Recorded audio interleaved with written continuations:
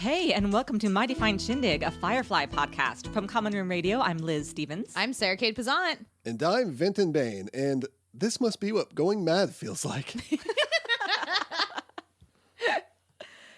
So this week we are doing Jaynestown, which is a really good, fun episode. It is a fun episode, Yes. but you know, I've always thought of it as that, as like a fun, silly episode. But looking at it today, I saw a lot of depth to the storytelling too. Ooh. A lot of symbolism, a lot of things they layered over one another. There's actually a lot going on here, so I'm excited to talk about it. Yeah, a lot to kind of like piece together and break down into its constituent muddy parts. I like that. Yep. Like mutter's milk. Ugh. Yeah, that sounded really bad. It did sound very terrible. So this is our 7th episode, directed by Marita Grabiek.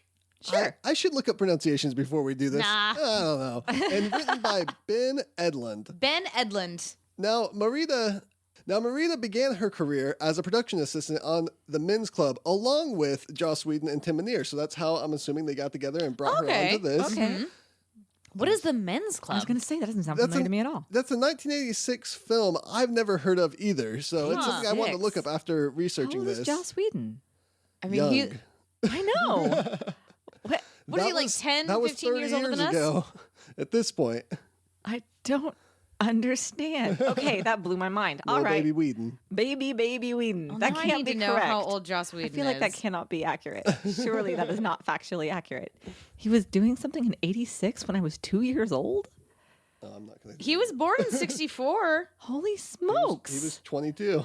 So production assistant makes sense. Wow, Yeah. it does. Yeah. I feel so proud of him. Is that weird?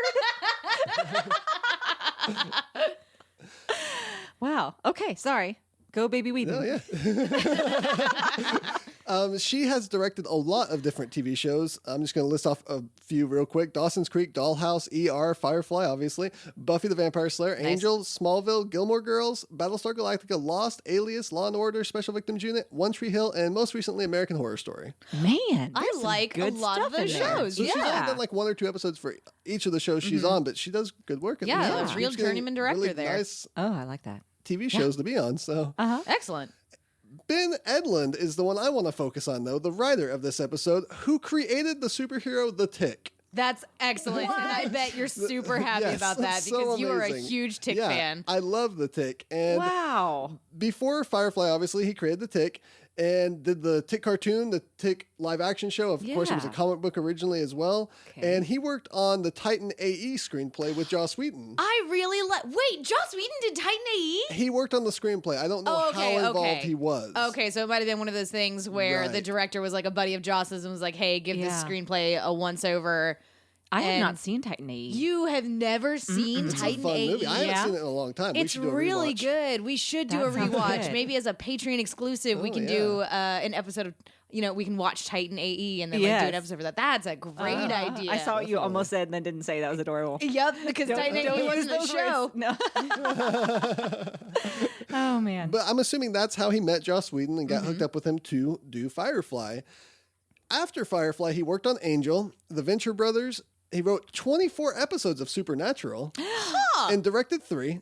And wrote an episode of Star Wars Clone Wars and 2 episodes of Gotham and is currently working on a new Tick series for those who don't know. Oh, that's my exciting. gosh. So yeah, very Have you exciting. watched Gotham at all, Vinton? I watched the first season and thoroughly enjoyed it. Saw where they were going in season 2 and decided to stop watching, but I've heard it was good actually. It ended up being pretty good. Yeah, I hopped in about halfway through season 1, I think, because Nathan was watching it because it's on Netflix, and so we were just binge watching it, and it was pretty good actually. I mean, you got to throw all continuity out the window, but Yeah, whatever. They're It's just, creating their own universe. yeah, it's AU Batman, there and you that's go. totally fine. Yeah. It reminded me of the little tiny bit of it that I saw of Once Upon a Time, where it was like, just Yes, yeah. They're like throwing the mythology. They're literally, it's just like, this is fan fiction on TV is what we're doing here. Basically so. God, I have got to get into that. Like, I can do that thing. You could. Yes, absolutely. So Edlund's idea for this episode was reversing the Robin Hood myth, and I think he succeeded. Yes. It's a great idea to go with. Yeah. Yeah. Just this idea where instead of having you've got your folk hero who's like this great, noble, wonderful guy. You have Jane instead. Exactly. Jane is kind of a bastard. Yeah, that's exactly the Yes. word he used. He said he wanted to make all the heroes in the Robin Hood myth bastards. Yes. The people involved in the jobs of stealing the money were just bastards. I think it works out really well. It does. Yeah, it absolutely does. Sorry, that just gives me more to chew on when I'm thinking about all this theme. Ooh, stuff that's so coming exciting. Up. It is. Good. Yeah. Okay. Time for some thrilling heroics.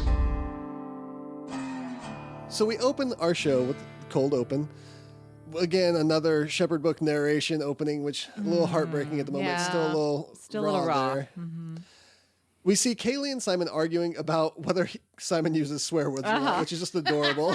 They're really cute together. I really like whenever they're getting along. Yes, it's Yeah. really good. Yeah. And you get the idea of this theme. I'm sure one of the themes we might even be mentioning this appropriateness. What's appropriate and what's proper. Because Kaylee mentions the whole point of swearing is it ain't appropriate. Because he says that's the only reason he would swear is if it's appropriate. That's a good call. And that is something that comes up over and over again throughout Yes. this episode, even Yes. right up till the end.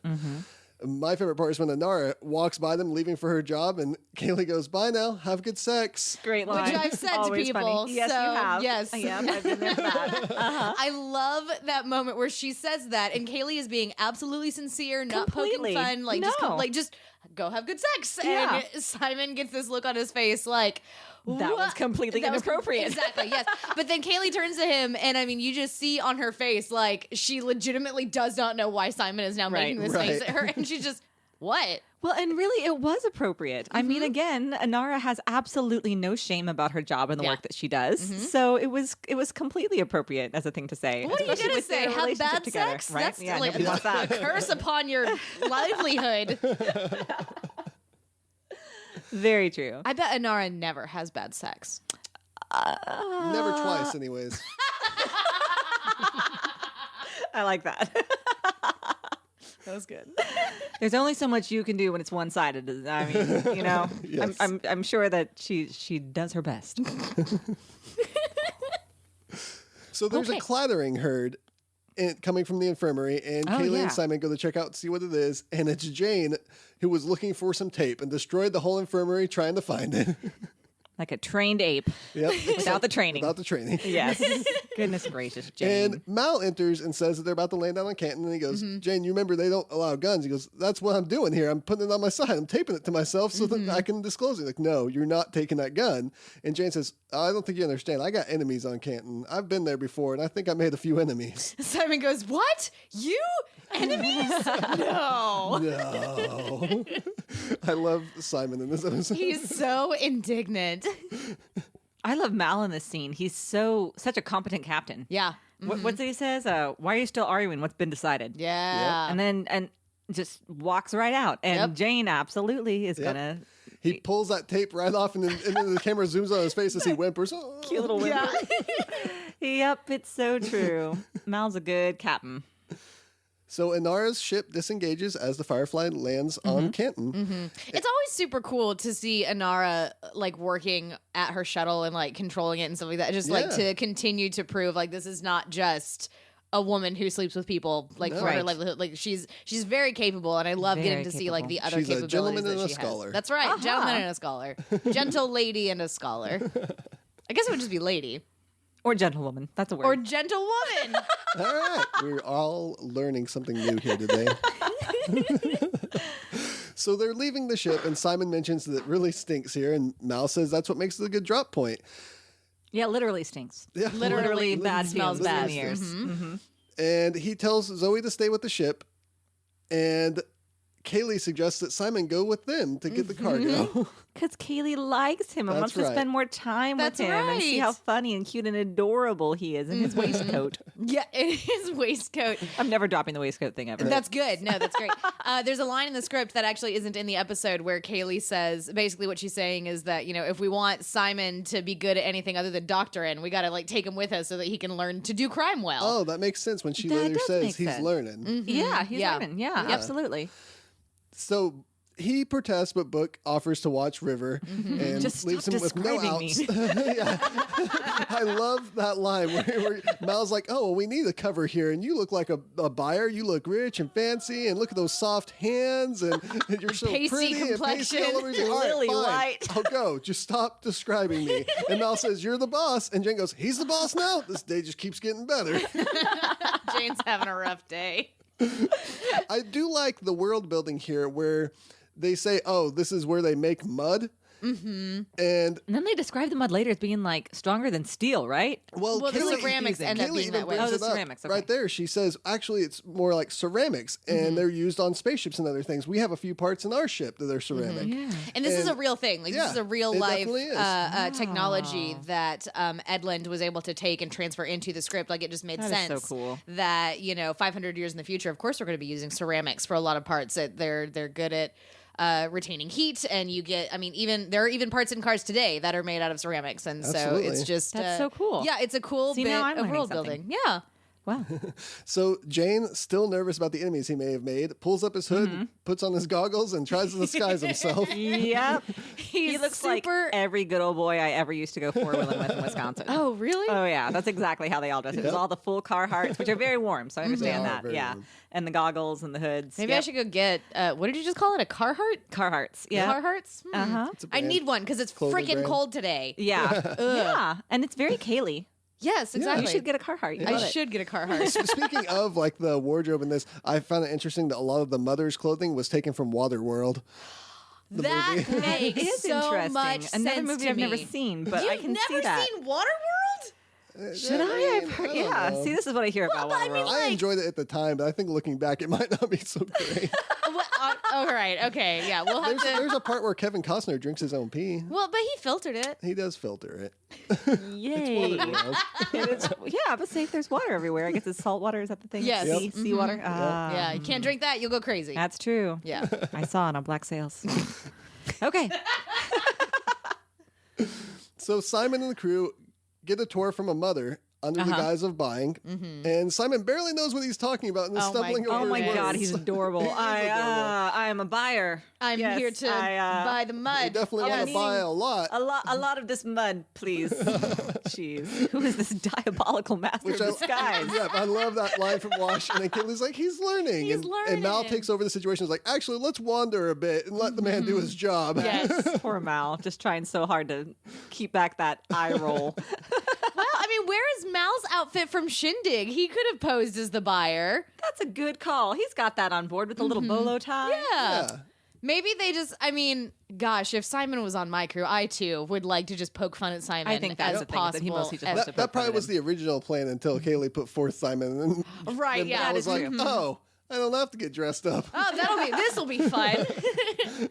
So then they start poking fun at Jane's disguise, saying no one's Mm-hmm. going to remember you. That was years ago. As they walk up to the statue that looks just like Jane and look down and see the nameplate that says Jane Cobb. Jane Cobb. And everyone looks dumbfounded except Simon, who just says, son of a bitch. Absolutely an appropriate time for a swear. For a swear word. So I have a fun little story here. Adam Baldwin, at the end of when they did the shoot where he knocks the statue over. Yes. I guess that the cast and crew of the show liked to steal props whenever they could when an episode was going to yeah. be done, and like just take them home and then own them because just like what you were saying. And so he knocks the statue over.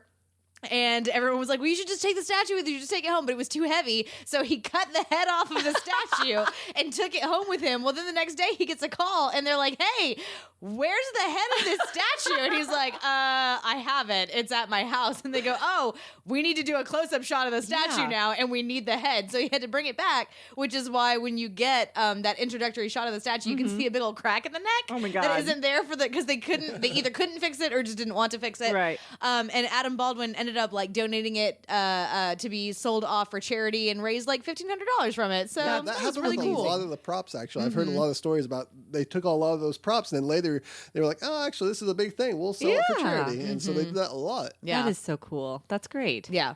So this is our theme song moment. Right. Sure. Yeah. Where Cut we to the get theme. Act 1 beginning. Mm-hmm.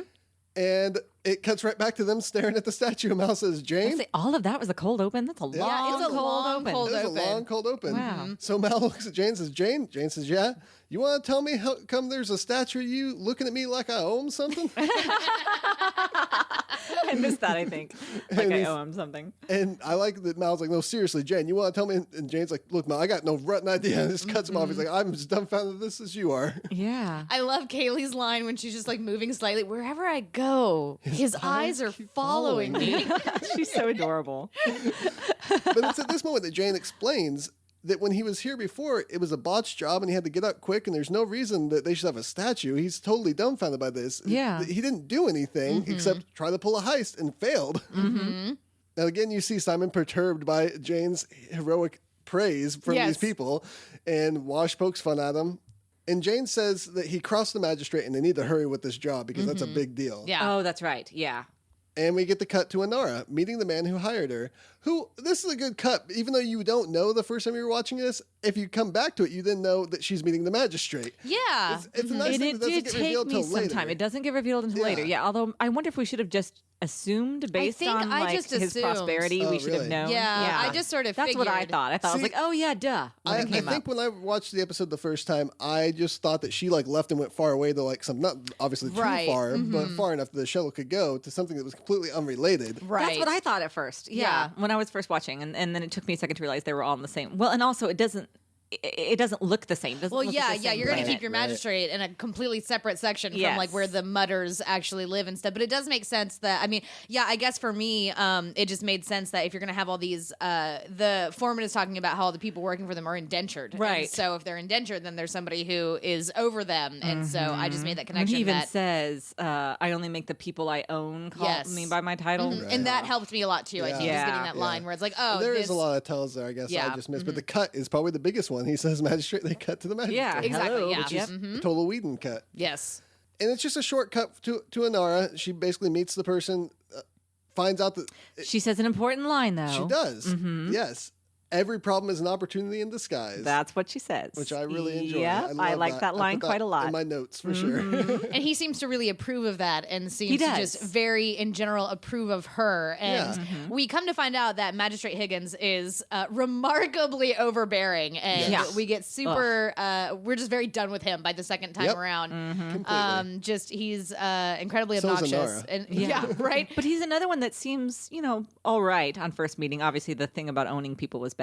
Right, But, sure. he had a pretty decent face to present to society there just at Yeah. first. I mean, whenever you're clean He's and a you Thomas have money. Jefferson type. Do what? He's A Thomas Jefferson type? type. Yeah, I think that whenever you're clean and have money, it's really easy to put a good face forward, and then you start Sure. talking, and then everyone's like, Yep. "Wait a minute." I hate you. So then we get a quick cut to Book and River on the ship. Mm-hmm. And we see that River is tearing up and writing in Book's Bible. This is an interesting scene. This is one that used to just kind of rub me the wrong way, I feel like, back in my other days. I don't know. We don't have to get into all of that. But anyway, today, I really enjoyed this scene. I did actually. too. The scene used to bother me as well. Yeah, we Yeah. all used to have discussions about this scene. Yes. Actually. I remember this. Yeah, that's right. Yeah, and try to figure out what was happening here. And now I'm realizing that this is one of the big themes of this particular episode is man of faith and man of reason. So we have Book here talking about that the Bible is about faith and that you don't fix it, that faith fixes you. And she keeps asserting, but it's broken. But if I come here, if I add these doesn't make things, it doesn't sense. make Yeah. sense. She also says it doesn't make sense, which comes back later in the episode. So, but I like Book in this scene. He's clearly frustrated and exacerbated in the same way that I tend to be with like my toddlers because she Yes. is being kind of a toddler in this Yes. scene. But also trying to explain to her, and he's shepherding. He really is shepherding. Yeah. And I like how he lays that out about faith being something that you find to believe in and it changes you. Like the Yeah. act of believing in something changes you. And we'll get back to that as well. Yeah. So the scene ends with them doing a quick tug of war over the pages, and Book relents and goes, "All right, you just have those ones." You just keep those. Which was another nice thing too, I Yes. thought. Yeah. All right, you just keep those. It was very sweet. And we now see the pub that the mothers go to with our crew there having drinks. And Wash takes one drink of mother's milk and spits it out. Going, Oh, "What yeah. is this?" What is Terribly, this terribly garbage? Is bad. what he says in Mandarin right there. And Jane explains it's like everything just like your Mom's turkey dinner. You got all the nutrients you need. And Simon tells about how what the Egyptians did. Yes. That's what the Egyptians did to their slaves. They gave them this thing that would nurture them. It's basically liquid bread, but it would also keep them happy so they wouldn't fight. And make them sleepy make 'em so sleepy. that they wouldn't rise up Right. against their oppressors in the night. Which was a nice little piece of history, and also showed that he was the only one among them that had like an official education. Yeah. Right. Yeah, because everybody else was like, Earth that was what? Like Yeah. it was a myth, like it was it's a a fairy myth, tale. yes. Yeah, Exactly. Yeah, I always like it when they say Earth that was. It's, yeah, it's a Something great cool about it. nomenclature there. it's Yeah. pretty cool. And then a man stops by the table and says that the man that they're supposed to be meeting is dead. Got his Yeah. hands and feet chopped off and was rolled into a bog, feel like- presumably still alive. Probably when he was rolled in. God, but then he couldn't swim. Oh my God, that's horrible. It's really terrible. Wow, Canton is a bad, dirty, smelly place. Yep. Yup. That's why you'll need a distraction. Good thing they'll get one soon. Yeah, that's why they need a deity like Jane Cobb. That's right. Sorry, we'll get to that again. Okay. Let's push on. This man offers to be their in-between go-to man for getting the goods. He says he can still get them for them. Is So he named at all? I don't remember him being named. Okay. No. Not Kessler. No. Right, yeah. This is not Kessler. And everything seems set to go as the musician at the pub starts playing a song. This is such a great and sudden and shocking and brilliant turn. It's so great. like isn't you it? you see the guy playing the guitar and you're like, oh, okay, we've just got like some ambient, you know, Right. Right. this is just happening here in the background. And then Jane, the man they call Jane. As the and whole he table just turns. lights up. What? Everything lights up. Yes. Like, literally, he gets this bright glow on his face, and then everybody else turns around and gets excited. And They it's- start cheering and everything. Amazing. And our heroes are at the table and everyone is just like, what? Did you just say Jane? What is happening? And I love the reaction shots of everybody. I Yes. love poor Simon is just agape the entire time with his hands over his face, staring, unsure of what's happening. And it's such a great little sequence. And Right. the song is very good too. Ben Edlund actually wrote the entire song, and you can okay. and if you have the companion books, it's got like the full song there. There's like extra verses that aren't I was in the gonna episode. say, yeah, because there is a full verse that happens that you can't quite make out. Right. They're And talking you can over look it up online. Most yeah. places that have quotes have the whole song quoted there for That's you. awesome. So IMDb or anywhere like that. Sure. But it obviously is singing that mythological Robin Hood tale. He robbed from the rich and he gave to the poor, stood up to the man and gave him what for. And you see that Jane is a Robin Hood type to these people. Which he's still very confused by. Yes. Yes. It takes a lot of Very lyrics before he begins to piece together why these people are worshiping him. The hero of Canton, the man they call Jane. And at this moment, Kaylee's covering her mouth in disbelief, and Simon covers his ears in disgust. And recants an earlier line when he was staring at the statue, saying, this must be what it feels like to go mad. Now he's saying, no, this must be what it feels like to go Yes. mad. This is way worse than it was. Yes. And I love Wash. We got to go to the crappy planet where I'm a folk hero. Right? Yes. Agreed. That would be a neat experience. Absolutely. I bet it's the There's gotta be planet one where he out there. juggled geese. Yeah. Jane further expounds on what his mission was last time he was there. What the goings-ons were. That he had to run and drop the money out of the ship. And he never thought it would land on these people. It wasn't purposeful at all. He was just No. trying to get back airborne and get out of there. 60,000 untraceable credits. You can just hear the sorrow He's can't. dripping so from his mad. words. Yeah. I like that. So we cut back to Serenity. River approaches Book and says, I tore these out of your symbol, and they turned in the paper, but I want to put them back. And I really like this, and I'm going to go ahead do and jump, too. Amazing jump ahead line. just Let's a talk little about bit, it. Yep. too, because this connects to me later when Inara says that manhood is just a symbol, like sex Yes. is just a symbol for manhood. Yes. And so I think symbolism is one of those themes in this, and like what a symbol means. Yes. Preach. Yeah, let's talk So, about it. yeah, I think you have some stuff to say. I want to hear it. I'm looking at you, Go Liz for it. Stevens. Yes, please. Okay, give me a second. Yeah, I love this here where you get the recognition from the man of reason to the man of faith that, hey, I'm starting to understand the value that this has aside from what it ostensibly just is. Like once I tore this out of the symbol that it is for you and what it represents, it's become nothing. It's turned to paper in my hands. And now I want to put it back. And I wonder what she means when she says, I want to put it back. If she wants to do that for Book to return his symbol to him because she recognizes that it's important to him, or if there's a little stirring in her where she's wondering, how can I understand what this is a little bit better and put it back to, if she's still trying to fix it. Now, if she feels like she broke it and is trying to fix it. Right. Interesting. That is really interesting. And maybe I don't know, maybe it's a little combination of both. I think so. Maybe a little bit. River doesn't strike me as particularly spiritual at all. So she is definitely the man of reason here. Yes, absolutely. Yeah. So I don't know. I mean, The man of reason is a psychic, by the way. yeah, right. So Hello. anyway.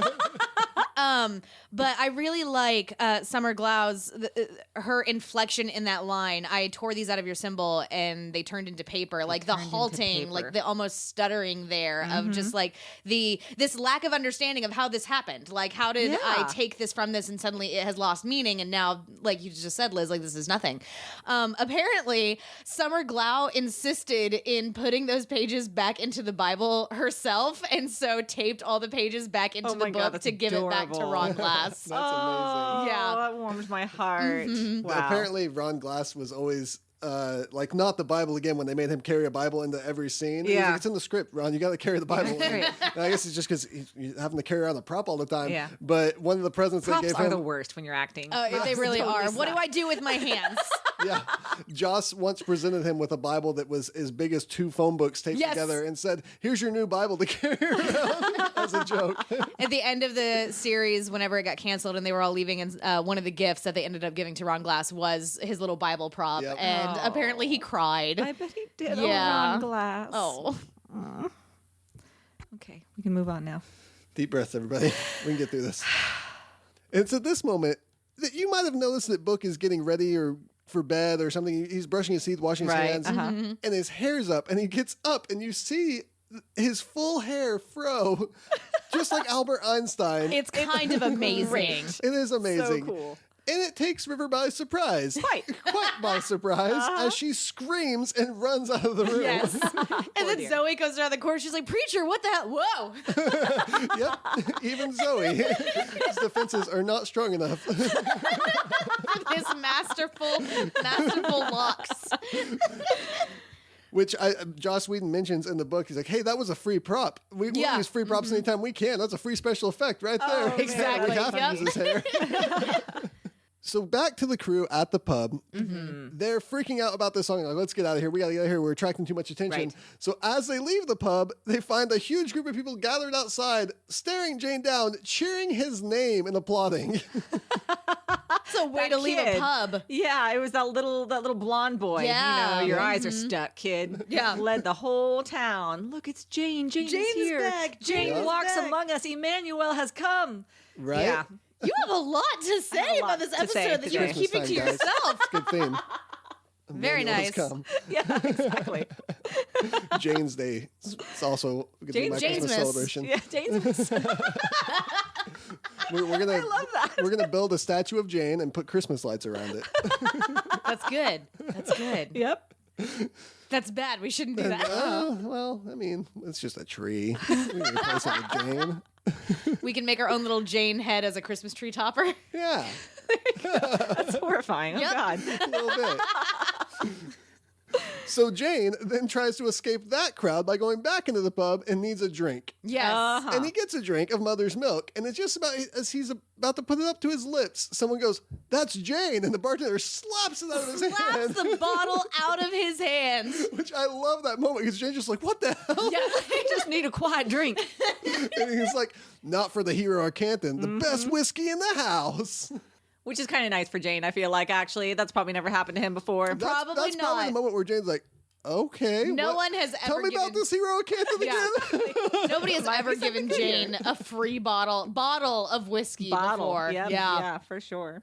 And you get that man, not Kessler, coming Right. by and saying, "This your idea of laying low?" And Mal says, "I think we got a new plan." All part of our new plan, which calls back to Inara. Every problem is just an opportunity in disguise. I That's love when true. Mal saunters over to Kaylee and Kaylee goes, "How exactly is this part of the plan?" He's like, "I'm still figuring out the plan." Working on it. Yep. Working on it. So we get Act 2 back to Inara, who's getting introduced to the client's son, who she's supposed to be with. Yep.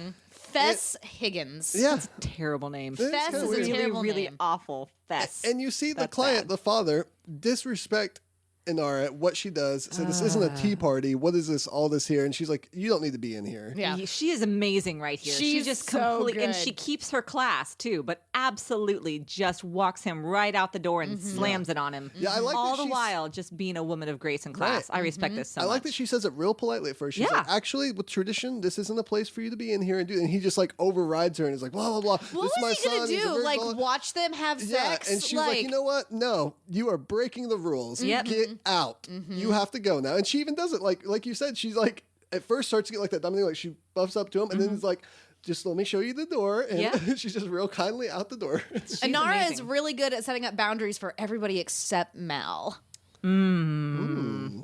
Yep, I feel that. Yep. And we learn that the magistrate's son is a 26-year-old virgin, and the magistrate wants him to become a man, and that's why Inara was hired. And I really like that Inara does give him like comfort in that room there, and she's like, "All right, he's gone now. You can feel relax now, Right. Yes. Because she sees exactly what's happening Of here. course. Right. she does. Yeah. And yeah, this is where we really see that Magistrate Higgins is just so overbearing Yeah, and this guy, though. obnoxious. And I mean, like, what are you doing? Like grilling your son every day to determine whether or not he's still a virgin? Like, back off, bro. Not necessary. You know what's cool though is that the kid never lied about it. That's Just true. to get his dad Yeah. off his back. Like that That would've shows been super integrity. easy. Actually, it would have been Yeah. a really easy thing to do. No, I totally had the sex. Yeah, it's yeah, fine. yeah, I nailed the girl, Dad. It's good. Yeah, it's great. Thanks. Bye. It was everything you said it would be. Please pass the scrambled eggs. Can we never speak of this again, please? Although I don't know, Fess is a good-looking guy. I guess like they're one of the only like really. I mean, because obviously the magistrate is not going to let his son like sleep with one of the mutters or whatever.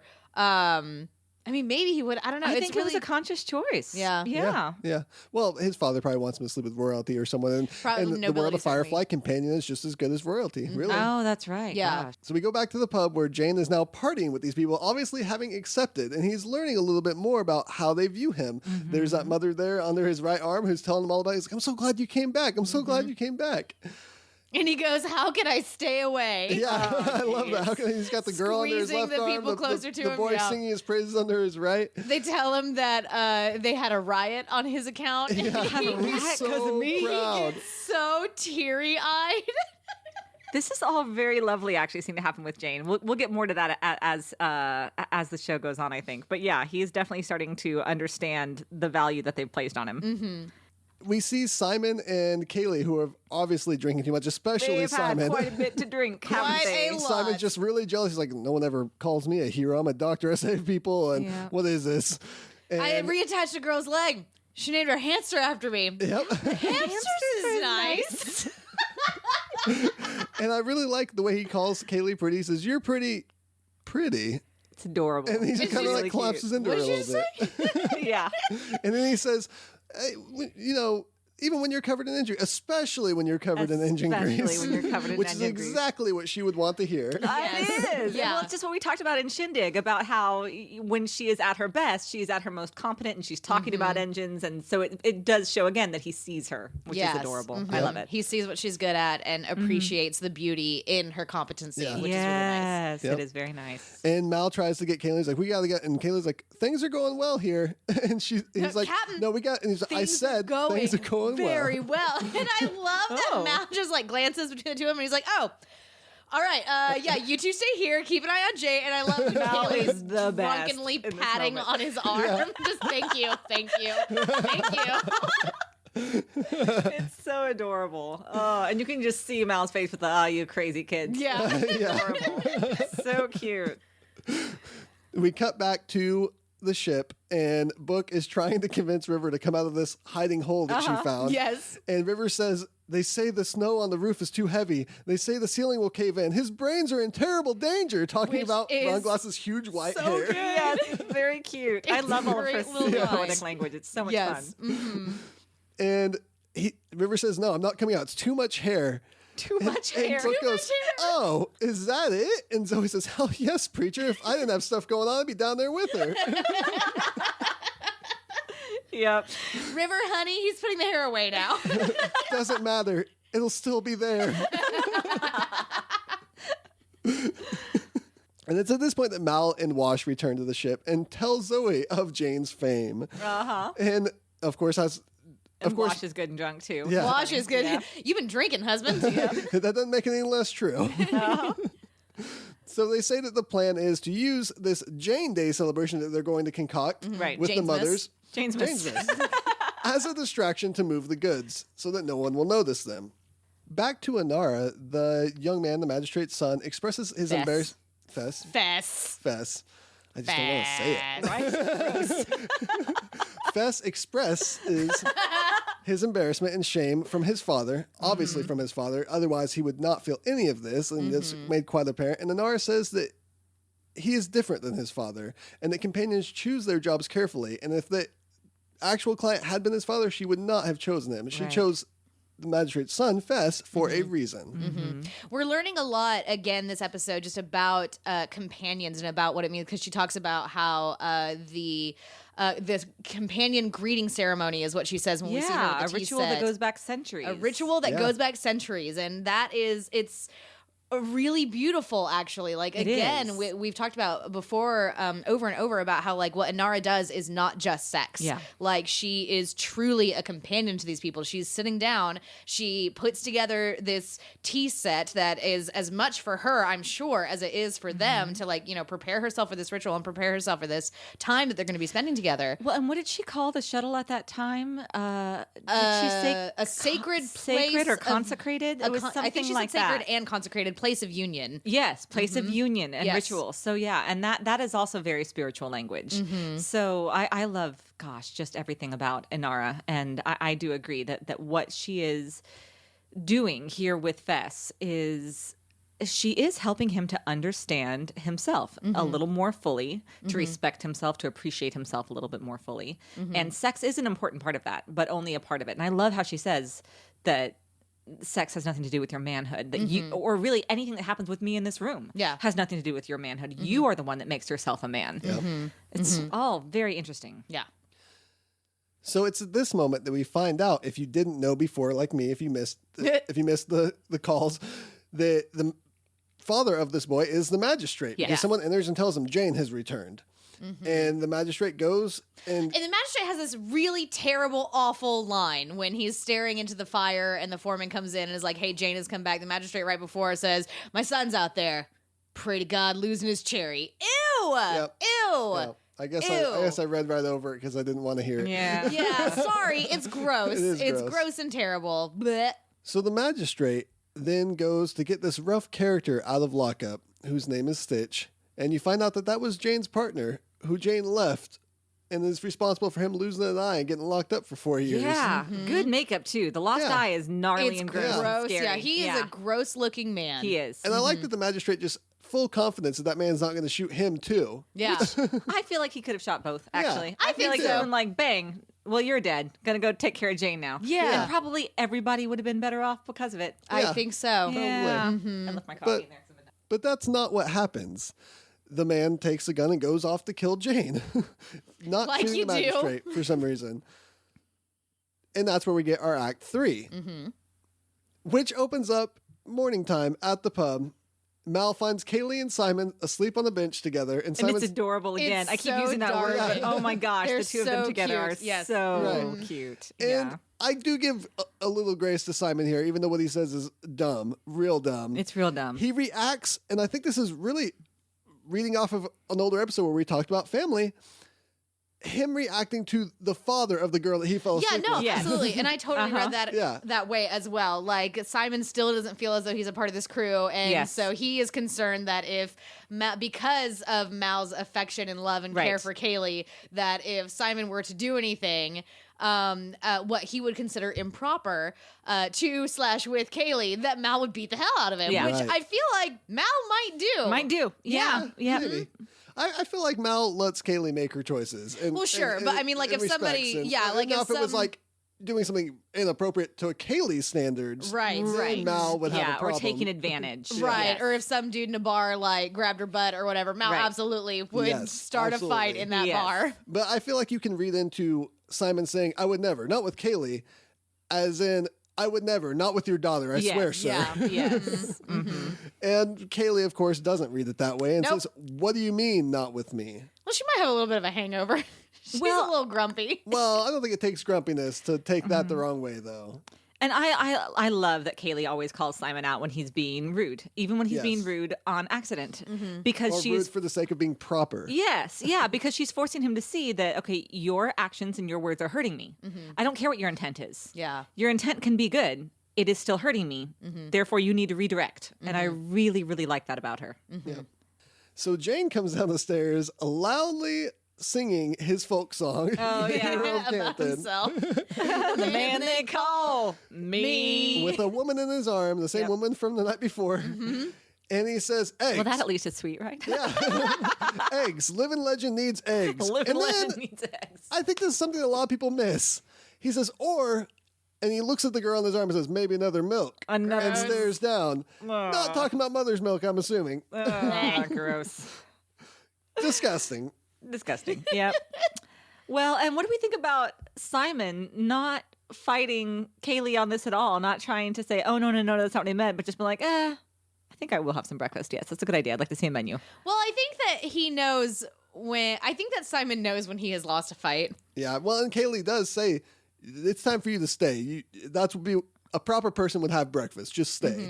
And I he's don't like, okay, think- I'm going to stay. Yeah. That's interesting. So you think he's respecting her boundaries? I think so. I think so, I really yeah. like that. Yeah, I don't Good. think that he's just like, oh, yes, it is breakfast time. Because I like do it better than him mention just being like, this ain't worth fighting over. Yeah, Wait, I do okay. see the comparison of Inara and Mal there. And if that was Yeah. the same situation, Inara would go, stay. And Mal would go, no, I'm coming. Yep. Because he doesn't respect that Because boundary. he doesn't respect that boundary. That's But Simon's great. like, nope, you're a strong woman, and I'm going to go ahead and say yes to that. And I'm just going Yeah. to sit Yeah. down and accept this. I think Simon also knows that's that so even good. Kaylee could beat him up if Yeah. it came right down to it. Yeah. And he doesn't want to get beat up by Kaylee. I choose to believe it's less fear and just, that proper. sure, I'm going yeah. to go Yeah. ahead and say yes. Yeah, And I he think says, that's good. menu? And they go, what? a Can I see a what? menu? A what? That's funny.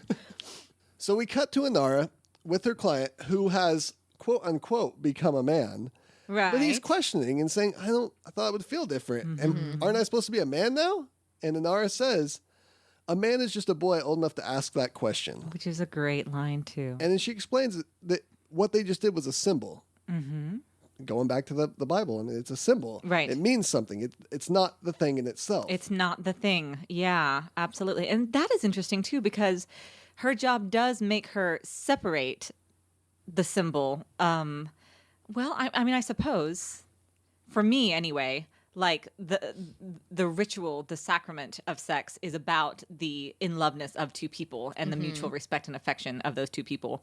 And as part of her job, I suppose she creates that in a really small, narrow frame, just for that day, just for that moment, just for the time that they have paid for, frankly.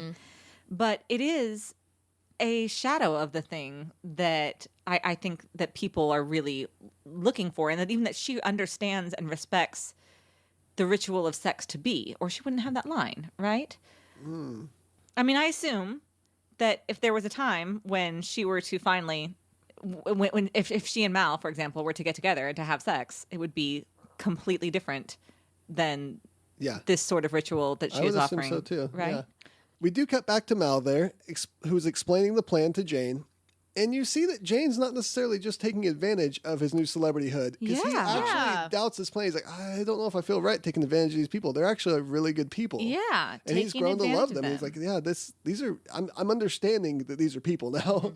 You know they had a riot on account of me? Yeah. And he's like he's like a father proud of his children. He's like, they had a riot on account of me. A father proud of his children. That's interesting. Okay.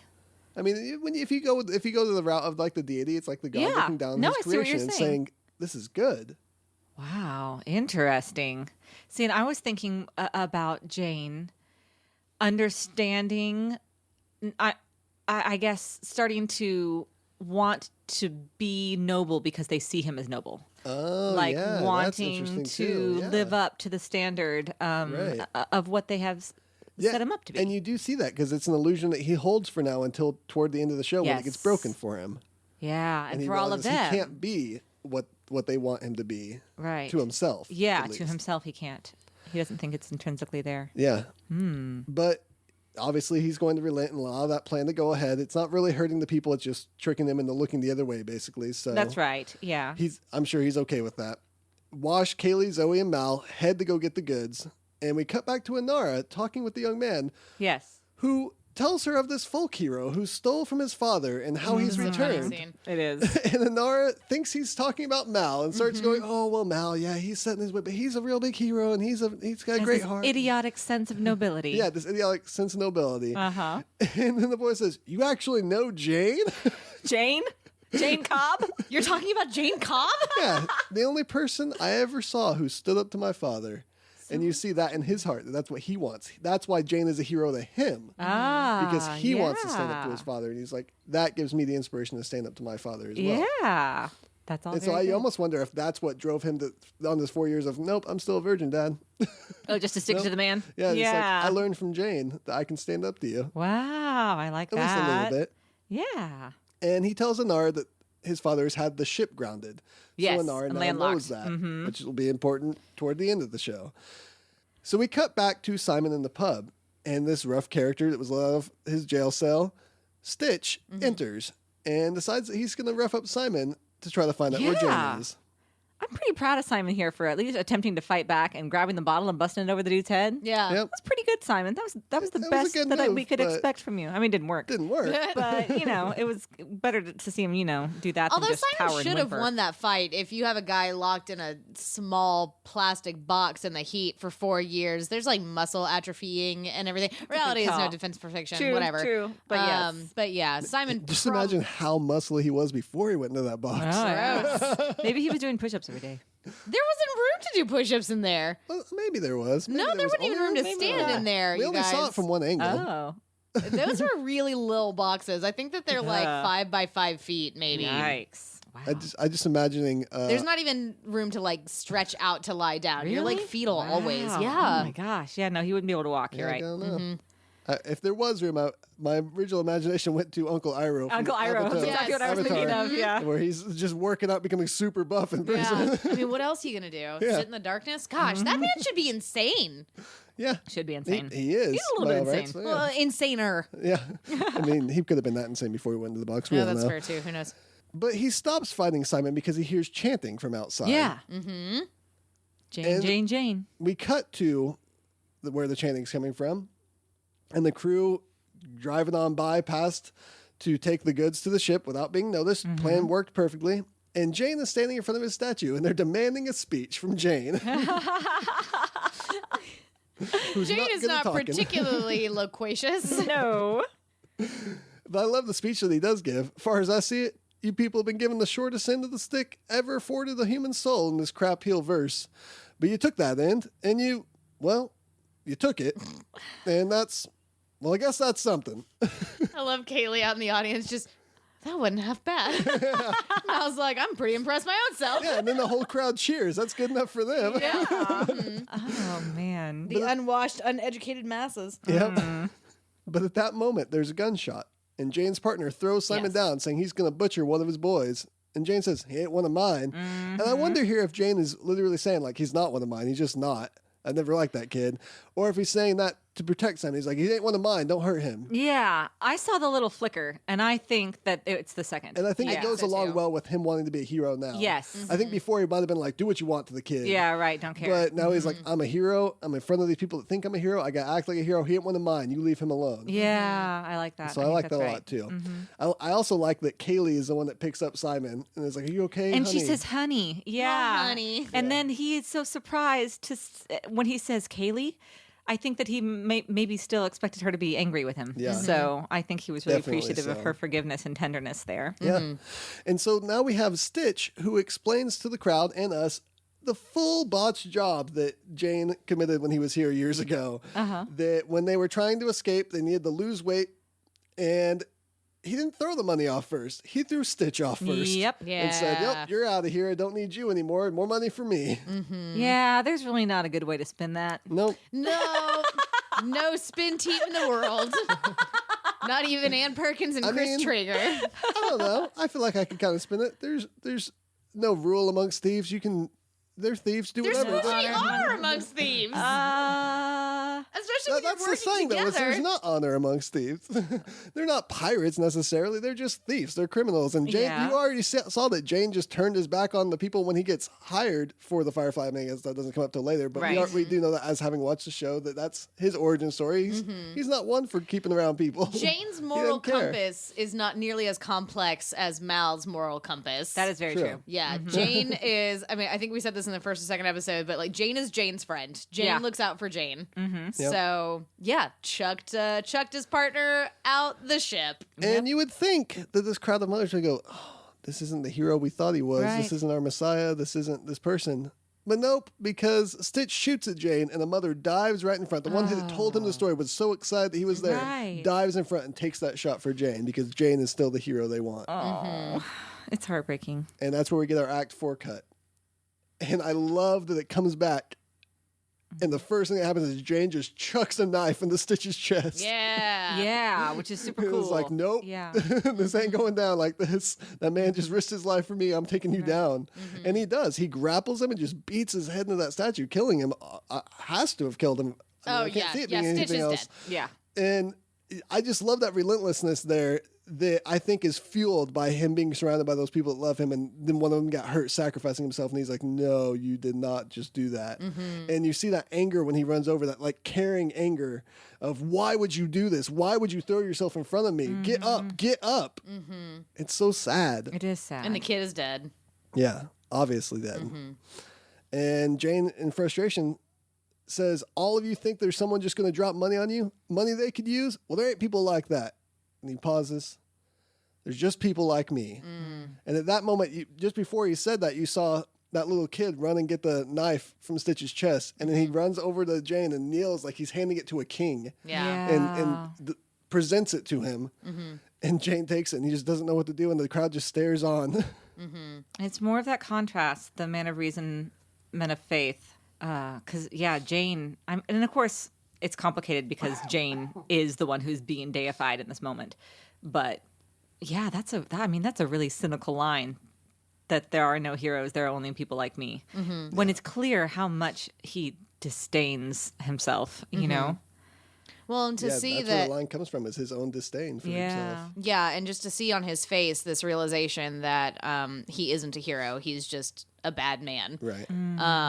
And to, because I think that if you're the type of person who is more of a villain or is a criminal, than to be able to view yourself in a heroic light, to be able to see this goodness in you that other people are seeing, and to think to yourself, oh, I could be good.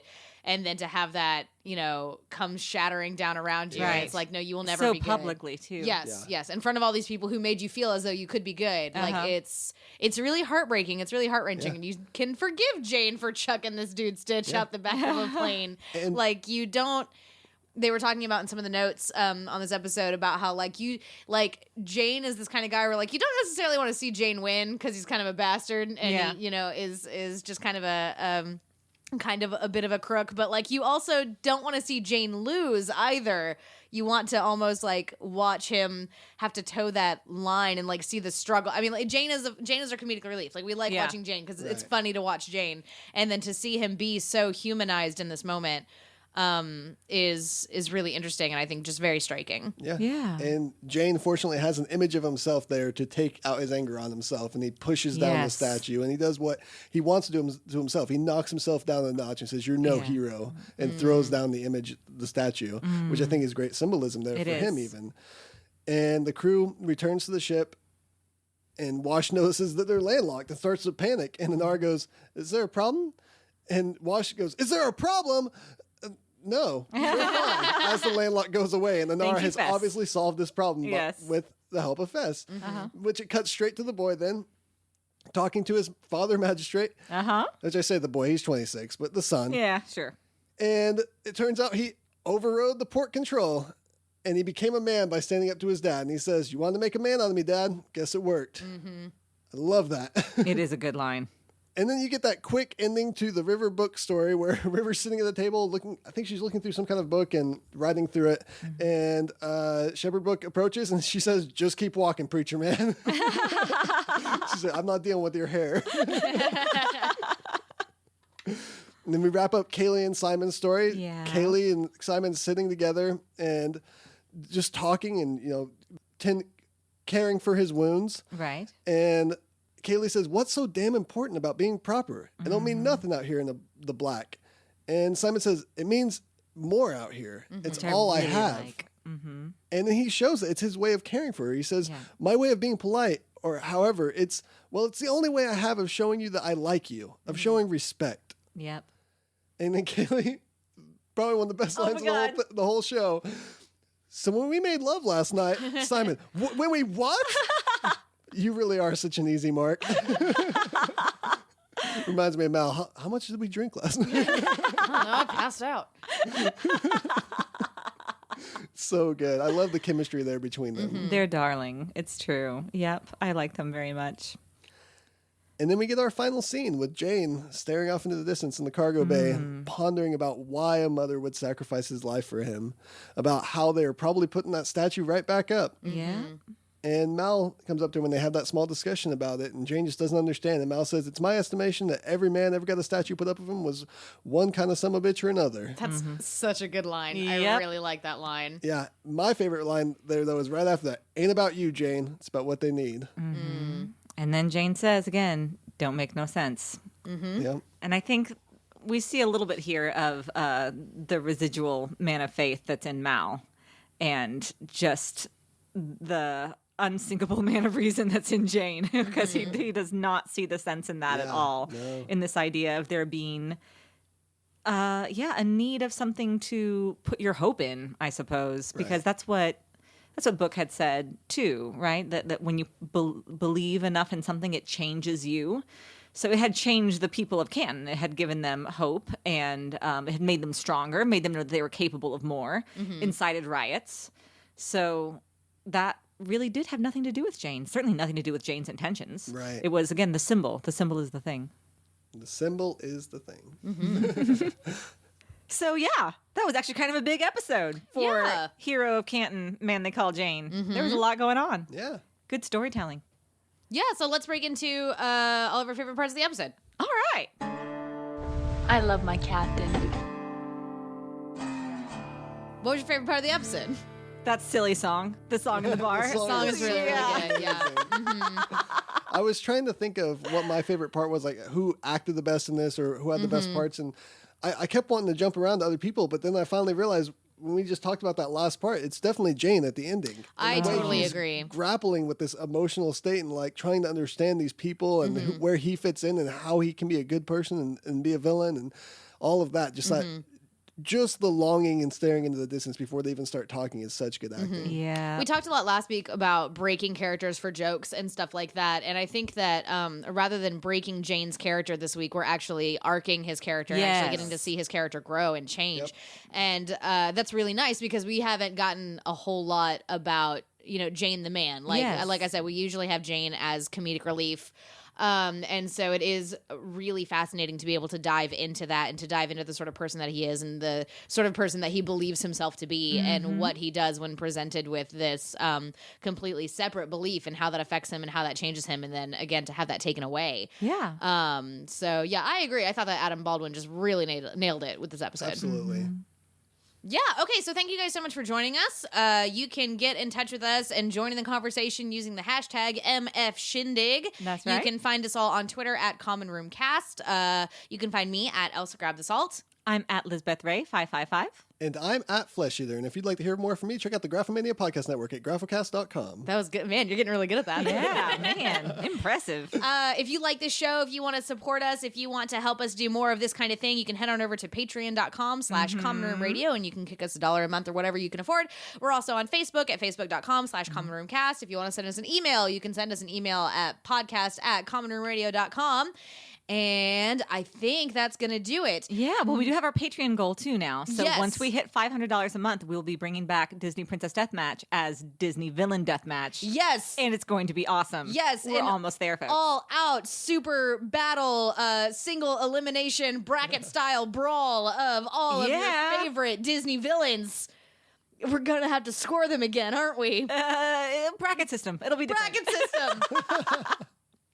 And a quick note of thank you to all the Oddwonks who raised money to help Common Room Radio this past God. week. Oh my gosh, you are yeah. all Thank you. wonderful. You're and insane amazing. and wonderful and generous and Thank beautiful, you. and we love you so, so, so much. Yeah. We're about to go buy a TV. Yeah. Holy smokes. Yeah, because of what you guys were able to do. That's crazy. Yeah, it is insane So and there beautiful. ain't just people like Jane. There's That's also right. people like you. Big We're damn supported heroes. by people like you.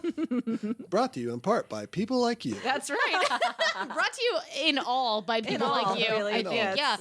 Yeah. This show wouldn't have been possible if we hadn't met our first Patreon goal. So Yeah, you guys, that's right. Yeah, you did Good it. You call. did the thing. You made it possible.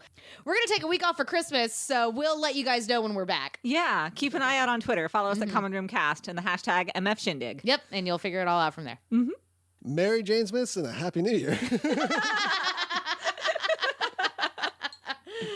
Thank you again. I'm Sarah K. Bazant. I'm Liz Stevens. And I'm Vinton Dane. And Jane. The man they call Jane. Bye now. Have good sex.